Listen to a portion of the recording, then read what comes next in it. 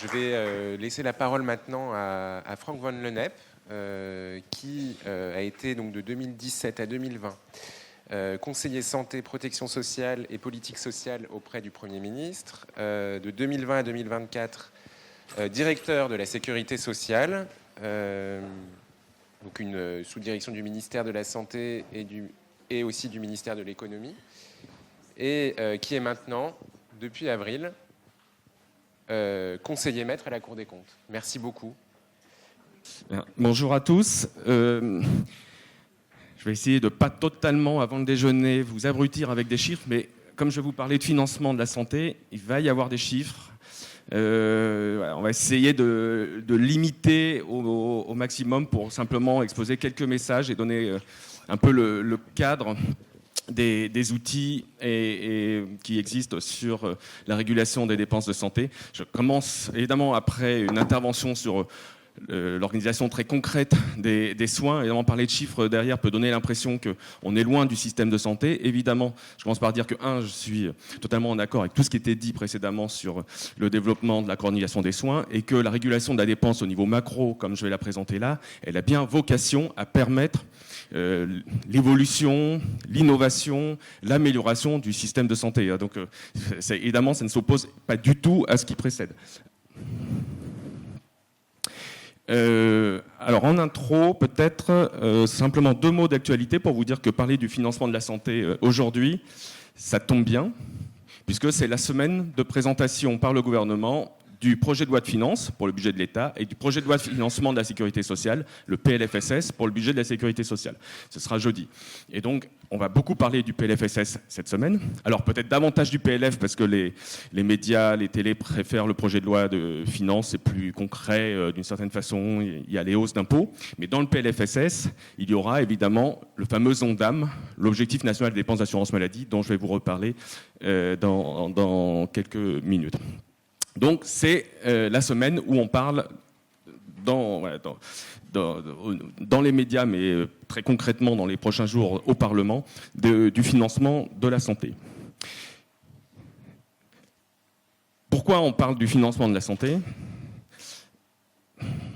Et pourquoi je vais vous parler de régulation des dépenses de santé ? C'est pas juste pour que les bureaucrates se fassent plaisir. C'est bien parce que la santé, comme on dit toujours, vous connaissez la phrase, la santé n'a pas de prix, mais elle a un coût. La santé, c'est un service public qui est en réalité le service public qui engage le montant le plus élevé de ressources publiques.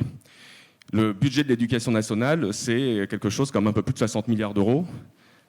Le budget, les finances publiques, les dépenses publiques pour la santé, c'est 250 milliards d'euros. Vous voyez la différence, évidemment.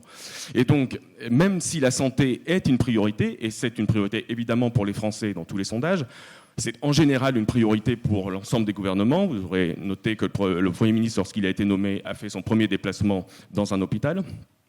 Même si c'est une priorité pour tous, le service public de la santé, pour son financement, est en concurrence avec les autres finances publiques et avec les autres services publics.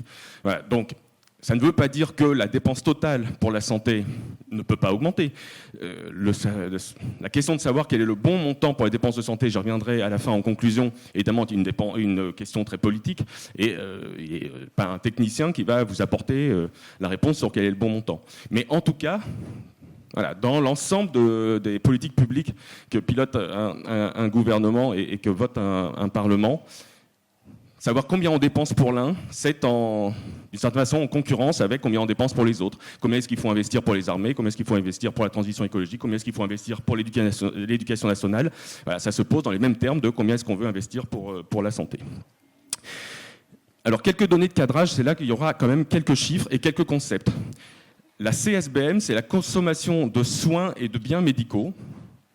C'est un concept calculé par les statisticiens de la DRES, la Direction de la Recherche, d'Évaluation et des Statistiques du ministère des Affaires sociales, c'est pas l'ensemble des dépenses de santé, en gros, c'est toutes les dépenses de santé dans le champ de la médecine de ville et de l'hôpital. Mais il n'y a pas le médico-social, donc les personnes âgées, et il n'y a pas un certain nombre de dépenses de frais de gestion du système, par exemple. Mais enfin, c'est toutes les dépenses, médicaments, médecins, paramédicaux, etc., et hôpital. C'est 235 milliards en 2022. Et pourquoi est-ce que j'ai mis cette slide ? Pour vous donner ici la répartition du financement entre les différents financeurs de la dépense de santé, parce que c'est sur ce concept-là que les statisticiens calculent la répartition des financeurs. Et donc vous voyez que sécurité sociale plus État, mais c'est quasiment essentiellement sécurité sociale, c'est 80%. Organismes complémentaires, le OC, c'est les complémentaires, les mutuelles, les assureurs, les institutions de prévoyance, c'est 12%, et les ménages, c'est 7%.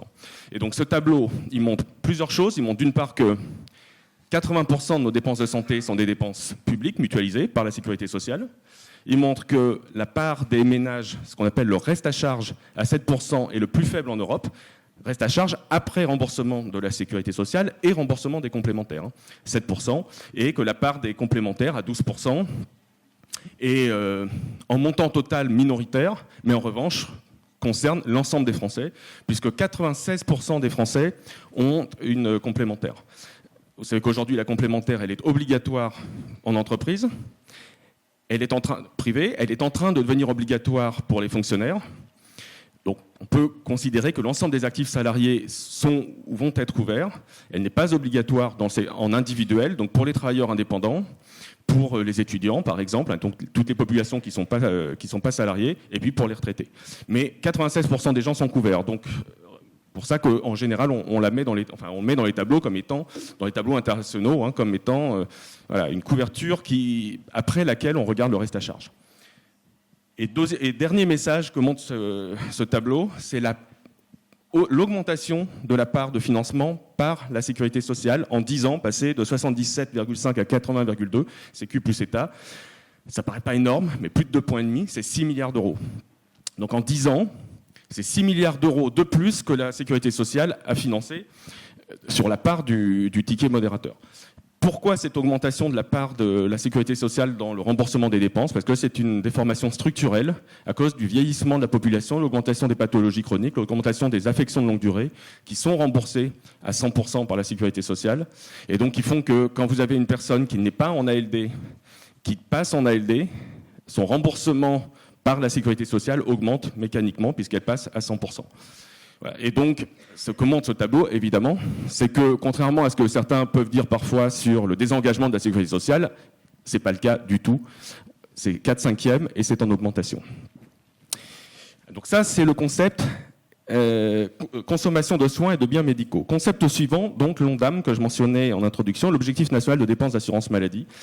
C'est le montant total de la dépense publique. 255 milliards d'euros, c'est plus que le 235 précédent parce que ça n'est pas le même champ, c'est un champ plus large. Ici, dans ce 255, vous avez toutes les dépenses pour le médico-social, personnes âgées, personnes handicapées, qui n'étaient pas dans le concept précédent, et vous avez toutes les dépenses d'indemnité journalière. Et donc l'indemnisation des arrêts de travail, 17 milliards d'euros. Et donc, c'est la raison pour laquelle ça représente plus. Mais donc ça, ces 255 milliards, ce sont les dépenses publiques de l'assurance maladie prévues en 2024. L'ONDAM est donc arrêté par le gouvernement et voté par le Parlement dans le cadre du projet de loi de financement de la sécurité sociale. Et ce qui fait débat chaque année, c'est l'augmentation de cet ONDAM, le taux. Le montant, le chiffre lui-même de 255, il est voté dans la loi, mais en réalité, ce dont on parle dans le débat, c'est son augmentation. Et l'augmentation de l'ONDAM, j'y reviens dans la diapo suivante. L'ONDAM est constitué de sous-objectifs, et donc vous les voyez, un peu plus de 100 milliards d'euros, et pour les soins de ville, et pour les établissements de santé, les hôpitaux. Donc 108 pour les soins de ville, 105 pour les établissements de santé. Les médicaments, les produits de santé sont dans ces enveloppes. Et 30 milliards pour le médico-social, à peu près moitié-moitié, personnes handicapées, personnes âgées en EHPAD. Et enfin, 9 milliards pour deux autres sous-objectifs d'investissement, de soins à l'étranger, etc. Voilà, donc vous voyez que ne serait-ce que les seules sous-enveloppes, 100 milliards pour les soins, plus de 100 milliards pour les soins de ville, plus de 100 milliards pour les hôpitaux. Chacune de ces sous-enveloppes est plus élevée que le budget le plus élevé de l'État, des ministères de l'État, qui est l'éducation nationale. Voilà, donc là, il y a moins de chiffres, il y a beaucoup de chiffres, et c'est surtout des graphiques. Tout ça pour vous montrer à droite l'évolution de l'ONDAM, donc ce fameux taux d'évolution entre 2001 et 2023. L'Ondam, comme le PLFSS, l'Ondam a été créé en 1996 par ce qu'on appelle la réforme Juppé. Donc ici, on vous l'a mis depuis 2001. Et donc vous voyez que dans toute la décennie, à partir de 2009 jusqu'à 2019, il est relativement stable, entre 2 et 3%, en moyenne autour de 2,5%. Donc il a baissé par rapport à la décennie 2010 et par rapport à la décennie 2000, pardon. Et dans la décennie 2010, dans les années 2010, il y avait donc cette contrainte assez forte sur l'Ondam qui s'exprimait chaque année dans le vote du Parlement, qui se traduisait par exemple à l'hôpital par des tarifs, les tarifs de la T2A, qui étaient contraints, qui étaient même parfois en baisse. Plusieurs années, ils ont été en baisse parce qu'il fallait faire tenir l'ensemble de l'activité des hôpitaux dans une enveloppe qui était contrainte. Dans cette décennie-là, il y a aussi eu beaucoup de baisses de prix des médicaments avec des industriels du médicament qui ont souvent expliqué au gouvernement que la contrainte portée sur les prix du médicament pouvait expliquer, ce qui est très discutable, mais pouvait expliquer la désindustrialisation de la France en matière d'industrie pharmaceutique. Et enfin, à la fin, à droite, évidemment, on voit que ça remonte très fortement, au-delà de 8%. Là, c'est l'effet Covid avec les dépenses Covid. Et on les voit ici, où ça, c'est l'Ondam depuis 2019 jusqu'à 2024. L'Ondam en milliards, donc on arrive au fameux 255 milliards en 2024 votés pour cette année. Et donc vous avez la courbe du haut, c'est celle avec les dépenses Covid, mais qui sont non pérennes. Et donc dessous, les dépenses hors Covid, et vous voyez que ça croît énormément. Et ça croît fortement. Donc il y a deux raisons principales. Ici, vers 2020-2021, c'est l'investissement dans ce qu'on appelle le Ségur de la santé. Et donc avec essentiellement, il n'y a pas que de revalorisation salariale, mais essentiellement des revalorisations salariales à l'hôpital, puis ensuite dans les établissements médico-sociaux, puis dans certains secteurs sociaux. Et à partir de 2022, pourquoi est-ce que ça continue de croître de façon dynamique? Ça, c'est l'impact de l'inflation, avec de la compensation pour les acteurs de santé de l'impact de l'inflation, du point fonction publique par exemple à l'hôpital, des revalorisations tarifaires pour les professionnels de santé libéraux, la compensation des surcoûts liés à l'inflation pour les établissements de santé, etc. Voilà, donc on a une dynamique, vous voyez, ce qui aujourd'hui est souvent dit dans le débat politique, c'est en 5 ans, l'Ondam a augmenté de 55 milliards d'euros. Voilà. Et donc plus que presque tous les budgets de l'État. Derrière ça, c'est quand même beaucoup un effet inflation. L'Ondam, c'est une dépense en valeur, comme on dit, en euros courants. Quand il y a de l'inflation, forcément, voilà, il y a un impact assez direct sur ces dépenses. Et donc, pour terminer avec l'actualité, le taux d'Ondam pour 2025, normalement, on a vu ça ces derniers jours, devrait être de 2,8%. Donc 2,8, vous voyez, ça reste un peu supérieur à ce qui se passait dans la décennie 2010, où on a souvent été autour de 2,5, voire un peu en dessous. 2,8, alors qu'on devrait avoir l'année prochaine une inflation autour de 2, voire légèrement en dessous de 2%. Donc ça laisse un Ondam qui va plus vite que l'inflation et qui laisse des marges de manœuvre. Néanmoins, ce 2,8, pour certaines raisons sur lesquelles je vais revenir, en réalité, ça reste quelque chose de contraint. Et derrière ce 2,8, il y aura des mesures qui seront présentées cette semaine, des mesures d'économie sans doute assez ambitieuses. Ça, je crois que vous parlez médicaments cet après-midi dans une intervention. C'est pour ça que je vous ai mis ce tableau, ce graphique, pour vous montrer l'évolution de la dépense des médicaments remboursés par l'assurance maladie. Il y a 3 courbes. Celle du haut en rouge, c'est les prix bruts.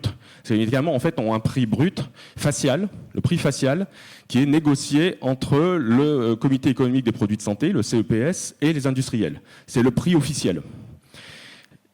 Mais derrière ce prix officiel, en fait, il y a une négociation sur ce qu'on appelle les remises, qui donnent un prix net. Ces remises ne sont pas officielles, elles ne sont pas connues des concurrents, elles ne sont pas connues de nos partenaires européens, etc. C'est vraiment une négociation secrète entre le CEPS et les laboratoires. Donc ça, c'est la deuxième courbe en bleu. Et la dernière courbe, celle qui est la plus en bas, c'est celle après ce qu'on appelle la clause de sauvegarde. C'est une forme d'impôt ex post. L'année N+1, l'ensemble des laboratoires pharmaceutiques doivent rembourser à l'assurance maladie un certain montant si jamais les dépenses totales, non pas par laboratoire, mais totales des médicaments, ont été plus rapides que ce qui était prévu dans la loi de financement de la sécurité sociale. Donc ça, c'est la bonne courbe en fait de ce que perçoivent vraiment les laboratoires pharmaceutiques, c'est la courbe du bas. Et donc ce qu'on voit, c'est une courbe qui est vraiment très stable entre 2010 et 2020 sur la dépense remboursée par l'assurance maladie et un changement de dynamique depuis 2020 qui se comptent en milliards, puisque là, ici, vous voyez peut-être pas l'échelle, mais ici c'est 25 et ici c'est 30 milliards. Donc on passe là de moins de 26 à plus de 28 en 4 ans, ce qui est vraiment énorme. Et donc derrière l'inflexion de cette courbe, il y a une augmentation forte des dépenses vers des médicaments innovants, qui s'explique à la fois par des volumes, donc des populations traitées qui s'accroissent rapidement, et par des prix, des médicaments qui sont de plus en plus coûteux, y compris après remise. Donc les prix après remise ne sont pas publics, mais on sait qu'on a des médicaments après remise qui peuvent coûter plusieurs centaines de milliers d'euros par patient. Voilà, donc ça c'est une des questions qu'on peut avoir pour l'avenir. Quand on regarde la soutenabilité de nos dépenses de santé, c'est si ces courbes se poursuivent, et beaucoup d'acteurs nous disent qu'elles vont se poursuivre parce qu'il y a encore beaucoup d'innovations thérapeutiques à venir dans les prochaines années, avec des prix qui sont des prix internationaux, qui sont des laboratoires internationaux, assez peu de Français d'ailleurs sur ces produits, soit américains, soit suisses, et qui sont donc des prix sur lesquels on a très peu de marge de manœuvre pour les négocier. Et donc à quel moment est-ce que éventuellement la question de la soutenabilité va se poser? Mais je reviens à ce qui était dans la présentation, non pas précédente mais celle d'avant, sur la différence entre les Américains et nous, ou les Nord-Américains et nous. Nous, pour l'instant, en effet, quand on parle d'accès à la santé, il n'y a pas dans notre panier de soins, il n'y a pas de discrimination entre les patients. Tout est dans le panier de soins. Nous avons probablement l'un des paniers de soins les plus larges d'Europe sur les médicaments. Voilà. De quelle manière est-ce qu'on va continuer à pouvoir se financer ça? Ben voilà, c'est une des questions de l'équation globale de la soutenabilité des dépenses de santé. Jusqu'ici, je vous ai donc parlé assez rapidement, mais des dépenses. Voilà un aperçu, une diapo sur les recettes, puisque l'assurance maladie, la sécurité sociale, c'est évidemment des dépenses et des recettes. Sur les recettes de la branche maladie, juste un aperçu pour vous redire quelles sont les recettes qui financent notre sécurité sociale, maladie, des cotisations en vert, pour 36%. Ce sont des cotisations employeurs. Il n'y a plus de cotisations salariales, c'est des cotisations payées par les employeurs, publics et privés. 23% ici, la CSG, ça c'est payé par les individus. Toute personne qui perçoit des revenus en France acquitte de la CSG sur les salaires, sur les revenus des travailleurs indépendants, sur les pensions évidemment, sur les revenus du capital. Et enfin, pour 30%, d'autres types de contributions. Et là-dedans, il y a beaucoup de TVA. Il y a une part importante de la TVA aujourd'hui qui, en fait, l'État, en réalité, ne perçoit plus que la moitié de la TVA. L'autre moitié de la TVA est partagée entre la sécurité sociale et les collectivités locales. C'est pas toujours vu, mais en réalité, la TVA, aujourd'hui, est une recette vraiment partagée au sein des finances publiques. Et donc, c'est une recette importante pour l'assurance maladie, mais il y a d'autres recettes ici. La fiscalité sur le tabac, la fiscalité sur l'alcool, par exemple. Quand on a des recettes qu'on appelle fiscalité comportementale, donc des hausses d'impôts sur des produits dont on considère qu'ils sont nocifs pour la santé, en général, ces recettes-là sont affectées, et c'est logique, à l'assurance maladie. Et donc maintenant, le solde. On a parlé de dépenses, recettes moins recettes, enfin recettes moins dépenses, ça fait le solde. Et donc ici, solde de l'assurance maladie. Vous voyez ici, entre 2009-2010, il plonge à plus de 10 milliards. Effet de la crise en 2009-2010, moins de recettes parce que crise économique majeure. Et ensuite, entre 2010 et 2019, réduction progressive avec un petit peu de recettes supplémentaires et surtout beaucoup de contraintes sur les dépenses. Comme je le disais tout à l'heure, un Ondam très contraint, d'une certaine façon qui allait un peu moins vite que la croissance économique. Et donc en 2018-2019, on était presque à l'équilibre. Moi, je me souviens, donc j'étais à Matignon à l'époque, et donc on avait un discours très optimiste en disant ça y est, la sécurité sociale, parce que ce qui est vrai pour la branche maladie est vrai aussi, on le verra sur la slide suivante pour le reste de la sécurité sociale revient à l'équilibre. Et là, évidemment, le Covid. Le déficit plonge, d'une part parce qu'il y a moins de recettes pendant le Covid, puisque voilà, crise économique, et aussi parce qu'il y a beaucoup de dépenses nouvelles pour financer les masques, les tests, les surcoûts à l'hôpital, et les indemnités journalières ad hoc, etc. Et donc ça plonge, 30 milliards, ce qu'on n'avait jamais connu dans l'histoire de la sécurité sociale, et puis ça remonte jusqu'en 2023, 11 milliards, où là, il n'y a presque plus de dépenses Covid. À partir de 2023, il y en a encore un petit peu, mais c'est assez résiduel. Et donc, ce qu'on voit à partir de 2023-2024, c'est le déficit post-Covid, c'est le déficit structurel qui nous reste à financer de la branche maladie, qui s'explique pourquoi est-ce qu'il y a un déficit maintenant alors qu'on était presque à l'équilibre avant la crise. Il y a un petit effet recette, c'est-à-dire qu'il y a quand même un effet permanent de la crise économique liée au Covid, qui fait qu'on n'a pas tout à fait retrouvé la trajectoire qu'on aurait eue s'il n'y avait pas de crise. Donc il y a un effet sur les recettes. Et puis il y a un effet sur les dépenses.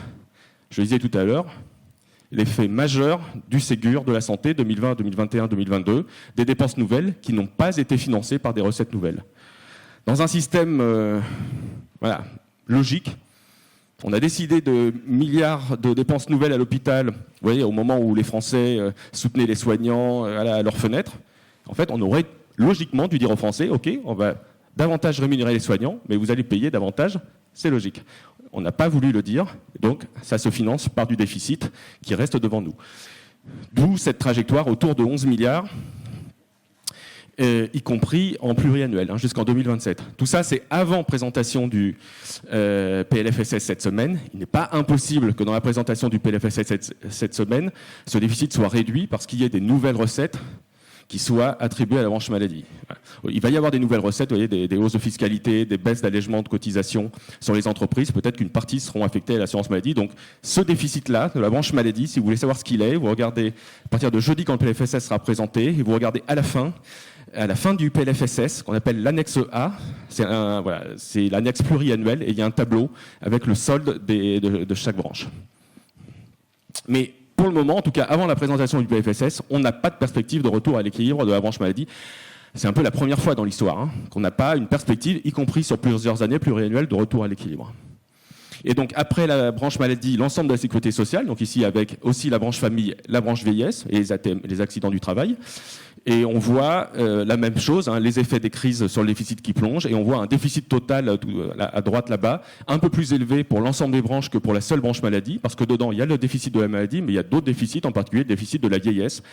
Pour le moment, on n'est encore qu'au début des effets de la réforme des retraites de 2023. La retraite, la branche vieillesse, est encore en déficit elle aussi. Et donc quand on prolonge, là aussi la tendance, avant les mesures qui sont présentées cette semaine, pas de retour à l'équilibre de la sécurité sociale au global d'ici 2030. Alors quelques éléments pour discussion. Évidemment, je les citerai, j'aurai pas le temps de les approfondir là maintenant, mais quelques éléments pour discussion pour essayer de comprendre quels sont les enjeux derrière la régulation de la dépense de santé. Donc d'abord, la première question, c'est quel objectif collectif est-ce qu'on se donne ? Est-ce qu'on veut se donner un objectif collectif pour l'évolution de la dépense totale de santé ? Et lequel ? Aujourd'hui, je dirais que globalement,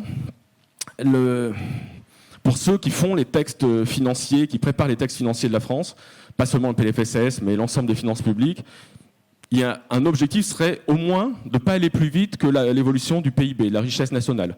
On a aujourd'hui une dépense de santé, alors selon le concept, si on regarde que la consommation de soins et biens médicaux que je citais au départ, autour de 9%. Si on voit beaucoup plus large, c'est autour de 12%. Dans les comparaisons de l'OCDE, on est plutôt autour de 12%.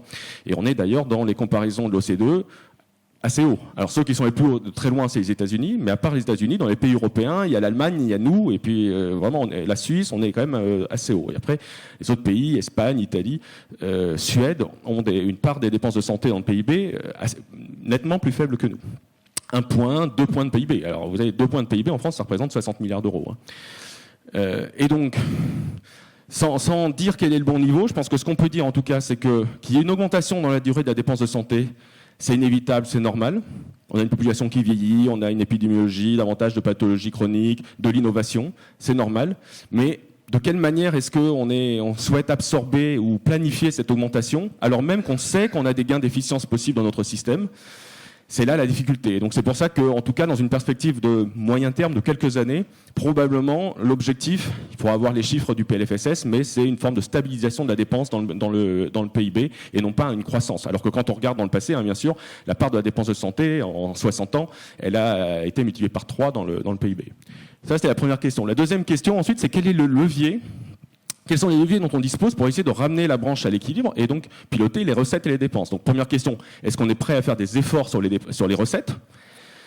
Donc, comme je disais, il va peut-être y en avoir là dans le PLFSS, mais la logique de notre système tel qu'il fonctionne, ça serait de dire, à un moment, il faut faire un point de CSG en plus. Il faut augmenter la CSG de l'ensemble des Français d'un point, ce qui représenterait 14 ou 15 milliards d'euros. Ça, c'est une logique technique. C'est pas tout à fait la logique politique, évidemment. Comme vous savez, aujourd'hui, il y a probablement assez peu de gouvernements ou de parlementaires qui sont prêts à assumer une hausse d'un point de la CSG sur l'ensemble des gens qui travaillent. Un point de CSG, vous voyez, ça doit faire sur quelqu'un qui perçoit le SMIC 20 € par mois, quelque chose comme ça. Pareil pour un retraité, plus évidemment si le montant de la retraite est plus élevé. Donc ça, c'est cette hausse du financement de la branche maladie par ses recettes propres, type CSG. C'est une sensibilité politique, vous imaginez bien, très très forte. Et donc les recettes, elles se font plutôt par des petits bouts de recettes ou des recettes qui ne sont pas directement de la Sécu, comme on peut peut-être le voir cette semaine avec les allègements de cotisations, qui ne sont pas directement de la branche maladie, je veux dire. Et ensuite, il y a les dépenses. Et donc ça, c'est vrai que depuis 10 ans, 15 ans même maintenant, on se focalise beaucoup plus sur les dépenses que sur les recettes. Et quels sont les leviers pour maîtriser la dépense? Avec toujours quand même, je sais bien que venir et parler devant des soignants en disant on veut maîtriser la dépense, ça donne évidemment l'impression qu'on veut couper les budgets. Évidemment, l'objectif de ceux qui pilotent les dépenses, c'est de le faire, c'est de réguler la dépense tout en améliorant la qualité. Ce qui est quand même possible. Ça peut être compliqué, ça peut être possible. Et parfois, ça échoue, évidemment. Et donc, dans les leviers dont on dispose, le premier, c'est le partage entre l'AMO, c'est donc l'assurance maladie obligatoire, et AMC, les assurances maladie complémentaires. Donc, entre l'assurance maladie et les complémentaires, ce partage qui passe par ce qu'on appelle le panier de soins, de savoir ce que remboursent les uns, ce que remboursent les autres. On a vu dans la presse la semaine dernière que le gouvernement envisageait éventuellement d'augmenter des tickets modérateurs. Le ticket modérateur, c'est la part des actes qui n'est pas remboursée par l'assurance maladie et qui est remboursée donc par les complémentaires. On verra si c'est confirmé cette semaine, je n'en sais rien, mais en tout cas, cette piste-là, c'est une piste qui ne change rien à la dépense totale de santé, ça change simplement le financement entre l'assurance maladie et les complémentaires, et je reviendrai en conclusion sur ce que ça signifie pour les personnes. Ensuite, les autres leviers qui touchent pas seulement à la répartition du financement, mais à la dépense totale elle-même, c'est soit les prix, soit les volumes au sens large de soins. Les prix, chaque année, dans le PLFSS, il y a des mesures sur les prix. Il y a des baisses de prix de médicaments, pour les médicaments les plus anciens. Il peut y avoir des baisses de tarifs pour certaines professions libérales. Il peut y avoir des encadrements de dépenses des professions libérales. Vous voyez qu'en ce moment, par exemple, on en a parlé ces dernières semaines, les biologistes libéraux qui se sont mis en grève et qui menacent encore de grève dans les prochains mois parce qu'ils considèrent que l'assurance maladie baisse leurs tarifs. Alors l'assurance maladie baisse leurs tarifs parce qu'en fait ils ont des fortes augmentations des volumes en face, donc l'enveloppe totale augmente. Mais donc voilà, c'est derrière l'évolution des tarifs, que ce soit les médicaments, que ce soit les tarifs à l'hôpital, que ce soit les tarifs des actes des professions libérales, évidemment il y a des revenus, évidemment il y a la question de est-ce que les tarifs ne baissent pas trop par rapport aux gains de productivité, évidemment il y a des enjeux extrêmement compliqués, lourds pour chaque profession concernée. Et puis quand on veut moins agir, et puis si on baisse trop les tarifs, évidemment, le risque, à la fin, c'est d'avoir un problème sur l'accès aux soins parce que des professions ou des personnes qui ne veulent plus exercer les professions, des hôpitaux qui ferment, des médicaments qui viennent plus sur le marché, etc. Donc ce qu'on appelle des pénuries ou du rationnement. Donc il faut, évidemment, quand on pilote des tarifs, le faire sans accroître ou augmenter le rationnement des soins, évidemment. Et donc l'alternative sur laquelle tout le monde se met d'accord en théorie, mais qui est beaucoup plus difficile en pratique, c'est les volumes, la pertinence. Donc c'est éviter les soins redondants, améliorer les prescriptions, augmenter, pour faire référence à ce qu'on disait précédemment, par exemple, les consultations sans prescription, qui sont très faibles en France alors qu'elles sont beaucoup plus élevées dans d'autres pays européens, mieux prescrire, mieux délivrer les médicaments, avec un rôle pour les médecins, mais un rôle pour les pharmaciens aussi nouveau, qui est en train de se développer dans la iatrogénie médicamenteuse, par exemple. C'est pas que les prescriptions, ça peut être le recours à l'hôpital, c'est éviter des recours à l'hôpital qui peuvent être évités par une meilleure organisation en ville, donc c'est les parcours de soins, des choses qui s'organisent petit à petit, dont on parle depuis longtemps, qui s'organisent petit à petit, mais lentement, parce que ça demande évidemment beaucoup de réformes d'organisation, exactement sur le modèle de ce qu'on disait précédemment avec les MSP. Ça demande des organisations qui s'adaptent sur le terrain un peu partout. Et donc c'est long. Et enfin, dans les questions de financement, je passe très vite, mais il y a évidemment toujours la prévention. Est-ce qu'on finance suffisamment de prévention en France? Est-ce qu'en finançant davantage de prévention, on ne ferait pas des économies à terme sur les dépenses?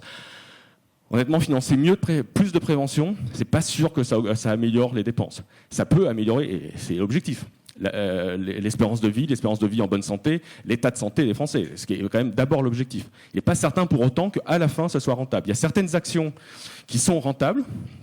en particulier sur les personnes d'âge actif, quand on réduit les arrêts de travail, beaucoup d'études économiques qui montrent que quand il y a moins d'arrêts de travail, donc les gens travaillent davantage, il y a moins d'indemnités journalières. Donc au total, l'action de prévention peut être et est rentable si on regarde l'ensemble. Sur les personnes âgées, quand vous augmentez l'espérance de vie des personnes âgées, à la fin, vous finissez quand même par payer les soins coûteux dans les dernières années, et puis vous payez plus de retraite. Ça ne veut pas dire qu'il ne faut pas le faire, encore une fois, hein, c'est vraiment pas ce que je suis en train de dire. Mais je veux dire que, évidemment, l'indicateur est davantage l'état de santé qu'en réalité que l'impact sur les dépenses. Ça dépend des actions de prévention, ça dépend des publics visés. Mais encore une fois, on est là quand même d'abord pour soigner les gens. Et enfin, je le cite ici parce que les enjeux sur la financiarisation, comme vous êtes dans une journée sur santé et argent, pour ceux qui s'y intéressent, il y a un rapport du Sénat qui vient de sortir là, il y a quelques jours sur la financiarisation de l'offre de soins et la peur qu'on peut avoir, en tout cas sans aller jusqu'à la peur, mais les interrogations qu'on peut avoir sur le fait qu'il y a de plus en plus d'acteurs nationaux, voire internationaux, y compris des fonds, qui investissent dans certains segments de l'offre de santé en France. C'est le cas depuis un moment maintenant sur la biologie. C'est le cas évidemment avec les cliniques privées. Ça commence, semble-t-il, à être le cas avec la radiologie. C'est pas trop le cas avec la pharmacie parce qu'on a quand même des règles qui l'empêchent. Mais ceci dit, quand même un peu avec la pharmacie. Voilà. Et puis, l'actu de la question étant, est-ce que ça va venir aussi avec les centres de soins primaires ? Vous voyez, les centres de santé et MSP dont on parlait juste avant. Est-ce qu'au fond, il n'y a pas des structures, et il semble que ce soit le cas, qui commencent des structures privées, à but lucratif, qui commencent à souhaiter investir dans des structures de soins primaires? C'est pas sûr que ce soit très rentable aujourd'hui en France. La question, c'est si c'est pas rentable en soi, comment est-ce que ça va l'être autrement ? Par exemple, on voit des groupes de cliniques privées qui peuvent investir dans des centres de soins primaires proches d'une de leurs cliniques pour permettre davantage d'adressage. Voilà, donc ça, c'est des modèles sur lesquels il faut qu'on regarde. Je ne suis pas en train de dire moi, qu'il faut empêcher des acteurs privés de venir dans la santé, mais si ça se fait, il faut évidemment que ça se fasse au service de la santé, des indicateurs de qualité. Il faut veiller à ce que ça ne se traduise pas par des inégalités territoriales, de la sélection des patients. C'est toujours un petit peu le risque, évidemment. Donc, un rapport du Sénat intéressant à lire. Enfin, pour conclure, quelques mots sur l'équité, selon les choix qu'on fait en matière de financement entre l'assurance maladie obligatoire, les complémentaires, le reste à charge. Quand on fait des transferts entre l'assurance maladie obligatoire et complémentaire, je disais tout à l'heure, on ne change pas la dépense totale, on change la répartition du financement. Du point de vue des finances publiques, il y a un avantage, c'est que ça réduit les prélèvements obligatoires et les dépenses publiques. Une dépense qui était prise en charge par l'assurance maladie, elle est financée par des prélèvements obligatoires et elle rentre dans les dépenses publiques. Si vous la passez du côté des complémentaires, elle est toujours financée, c'est le même montant, mais ce n'est plus dans les indicateurs de prélèvements obligatoires et de dépenses publiques. Mais c'est financé par des cotisations des complémentaires, donc par les employeurs et pour les salariés et par les salariés ou par les ménages lorsqu'ils ne sont pas couverts par leur employeur. Et qu'est-ce que ça produit comme effet ? Ben ça, c'est un graphique, donc deux graphiques de l'adresse qui sont intéressants. Là, c'est la répartition des recettes et des dépenses par décile pour l'assurance maladie obligatoire. Donc par décile de revenus, ici c'est les plus pauvres, premier décile, et là-bas, dernier décile, les plus riches. Et ce qu'on voit, c'est que donc, les bâtonnets en bleu, c'est les recettes, qu'évidemment les cotisations employeurs et CSG payées par les ménages croissent en fonction du revenu, c'est évident, puisque c'est des pourcentages, hein. CSG c'est un pourcentage du revenu, cotisation aussi. Et donc évidemment, ça montre que plus on est riche, plus on paye pour l'assurance maladie. Et les dépenses, donc ça c'est les remboursements de l'assurance maladie, ils sont à peu près constants par décile, un peu plus faible pour le dernier décile qui est plutôt en meilleur état de santé. Alors là il y a un effet un peu statistique, c'est le deuxième décile qui a le niveau le plus élevé, il doit y avoir un effet d'âge, ou il doit y avoir davantage de personnes âgées modestes ici dans ce décile. Mais donc globalement, avec l'assurance maladie, on contribue en fonction de ses moyens, on est remboursé en fonction de ses besoins, ce graphique le montre bien. Par contre, quand on regarde ensuite, qu'on compare assurance maladie et les complémentaires, donc les complémentaires, c'est cette courbe. Donc ici, c'est ce qu'on appelle le taux d'effort. Donc c'est les dépenses, cotisations et reste à charge rapportés aux revenus. Donc si vous avez un taux d'effort de 10%, ça veut dire que vous payez 10% de votre revenu pour la santé. Et là aussi par décile de revenus, donc là encore des plus pauvres aux plus riches. Pour les complémentaires, on voit que, donc ça c'est cette courbe du bas, c'est le taux d'effort qui inclut le coût de la cotisation des complémentaires et le reste à charge. Donc c'est ce que vous payez pour votre santé en dehors de l'assurance maladie. Donc vous payez à travers vos cotisations complémentaires et puis ce qui n'est pas remboursé à la fin, certains dépassements, certaines prestations non remboursées. Et ce reste à charge, ce taux d'effort, vous voyez qu'il est décroissant en fonction du revenu. Donc en fait, l'assurance maladie complémentaire, les organismes complémentaires, ils ont un effet régressif, c'est-à-dire qu'ils sont moins coûteux pour les plus riches que pour les plus pauvres.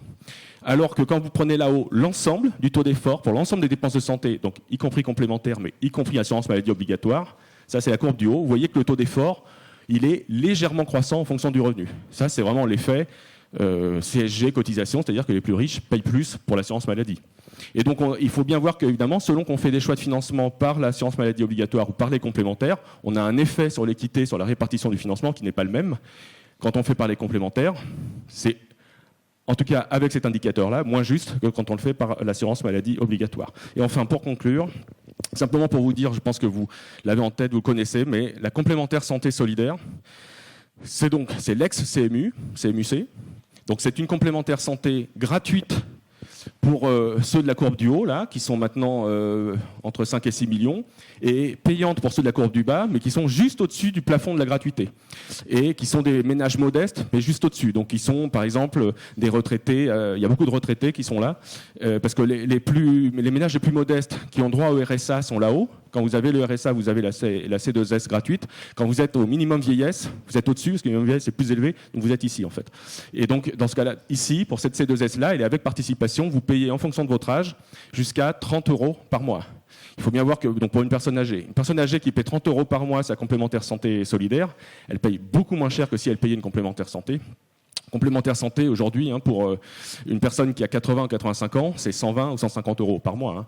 Et pour des gens qui peuvent avoir 1 000 € de retraite, évidemment, aujourd'hui, c'est ce qu'on disait juste avant, c'est un taux d'effort très important pour les bas revenus. Et donc, ce dispositif de complémentaire santé solidaire, il est très important quand on regarde l'équité de la couverture assurantielle de notre système pour les ménages les plus modestes.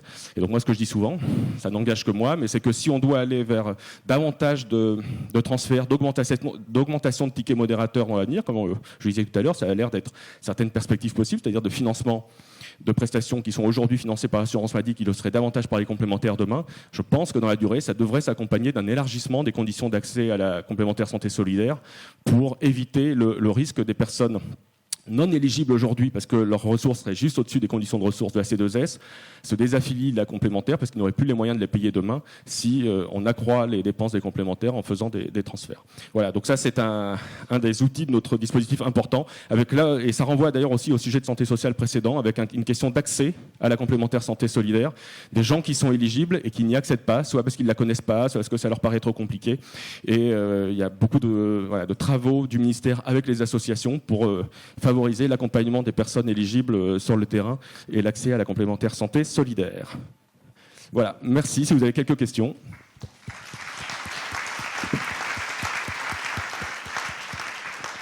Merci beaucoup. Merci beaucoup. Alors j'aurais peut-être une question pour commencer. Désolé monsieur. Merci beaucoup déjà pour la clarté de vos explications. Et ouais, c'est très précieux d'avoir ces données en arrière-plan de nos réflexions. Moi, je me demandais concrètement comment se passe, par exemple, la définition de l'ONDAM. Est-ce qu'il y a des discussions éthiques sur est-ce qu'il faut privilégier plutôt les médicaments par rapport à la prévention? Est-ce qu'il y a des arbitrages qui se jouent à ce moment-là? Entre qui et qui? Dans quel lieu? Comment ça se produit? Voilà.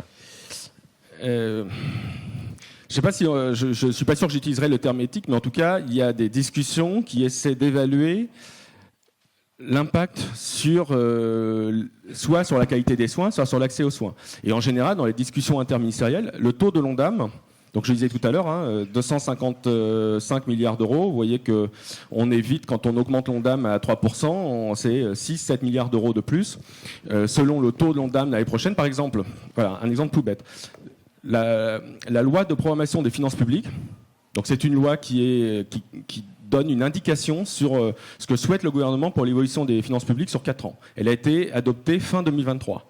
Et donc elle couvre 2023-2027.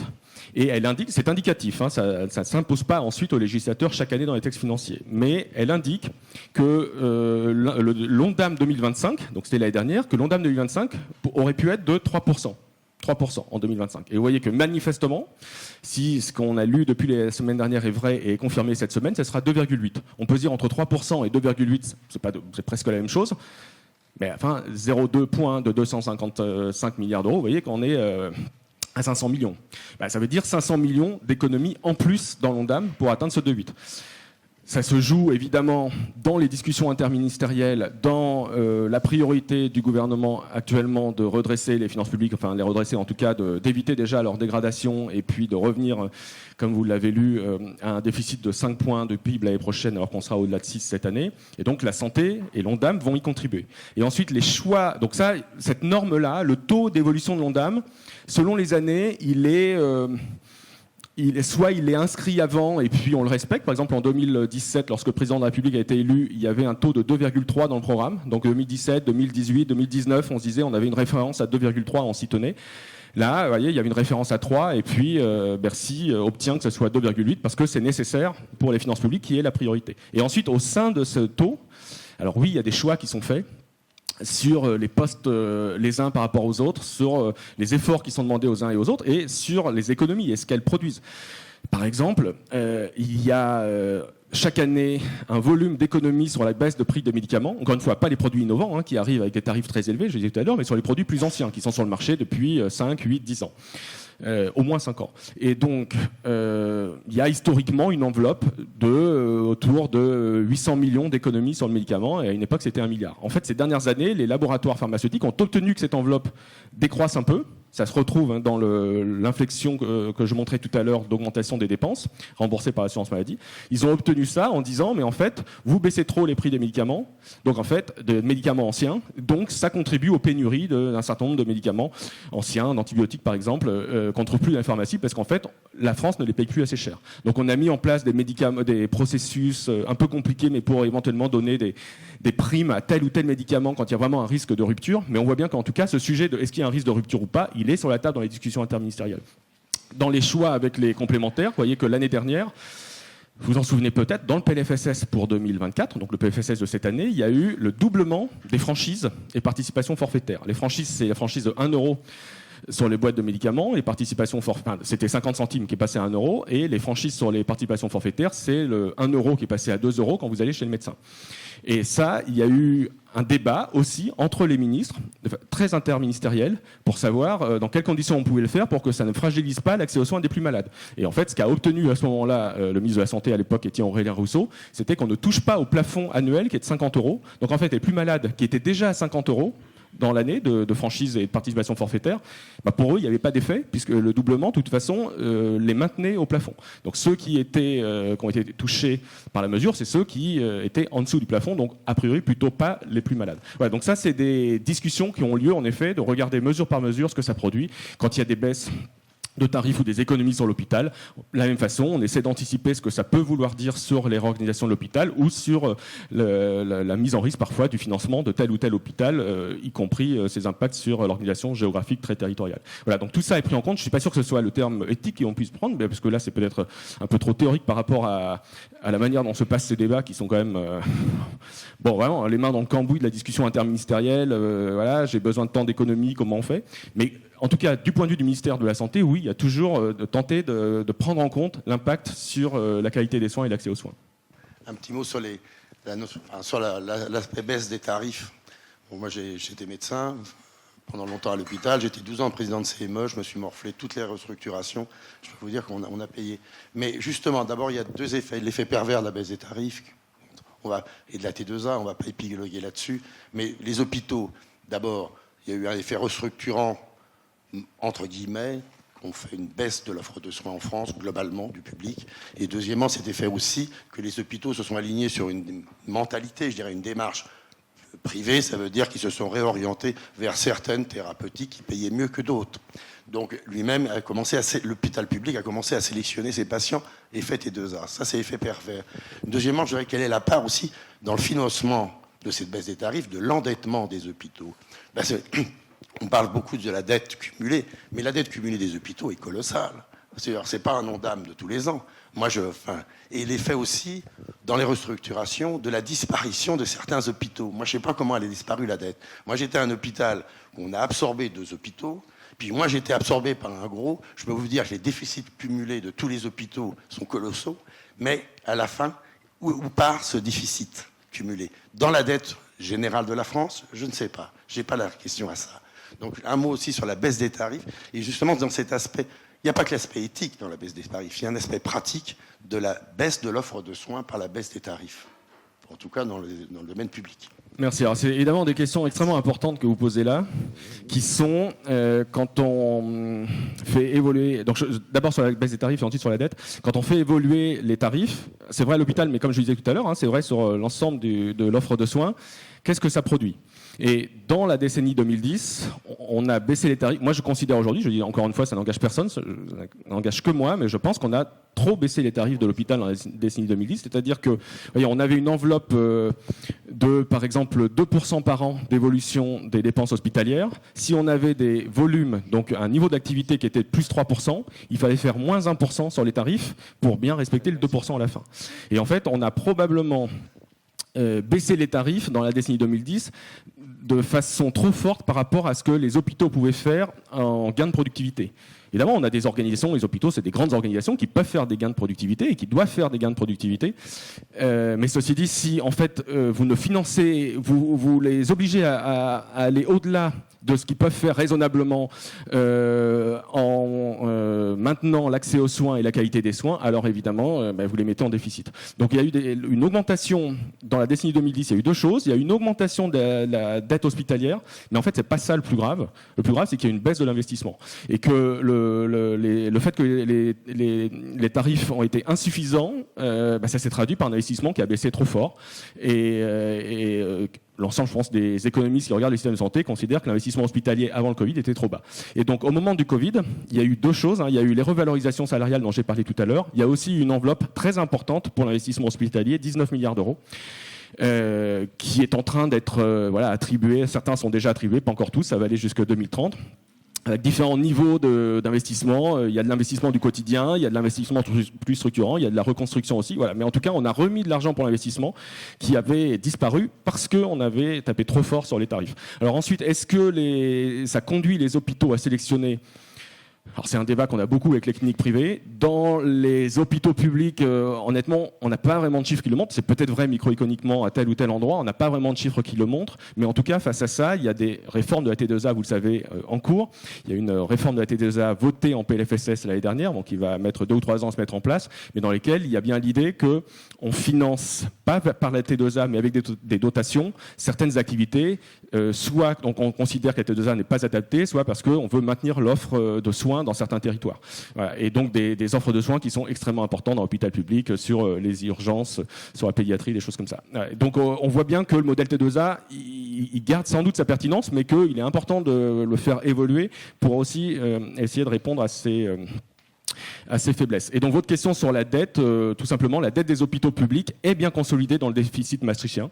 Donc oui, et c'est un argument que j'ai souvent utilisé moi face à mes collègues de Bercy, c'est-à-dire que baisser les tarifs à l'hôpital pour avoir un Ondam plus bas, en fait si ça augmente le déficit à l'hôpital, ça change rien pour le déficit parce que de toute façon c'est dans le déficit. Voilà. Bonjour, merci beaucoup Anne-Sophie Foreau. Donc, je suis médecin anesthésiste à Lens dans le Pas-de-Calais.